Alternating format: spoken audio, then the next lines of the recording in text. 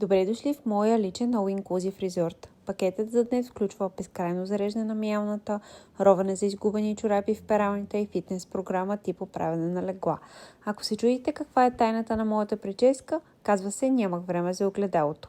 Графикът ми е запълнен до минутата. Днес сме на кулинарен курс.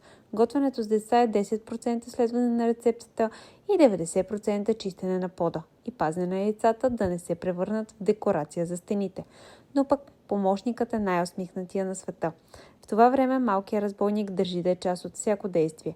Едната ръка завива кори, другата гушка. Майчинството е единствената професия, в която трябва да си едновременно шеф-готвач, детегледачка и охрана на фурната, за да няма изгорени пръщчета. Домакинската работа с деца е като чистене на сняг по време на виелица. Напълно безмислено, но някак задължително. В моментите, в които батериите ми са на 1%, просто си напомням, че кафето ми е студено. За трети път днес. А когато се появи инхалаторът, светът ни се свива до 4 стени на стаята.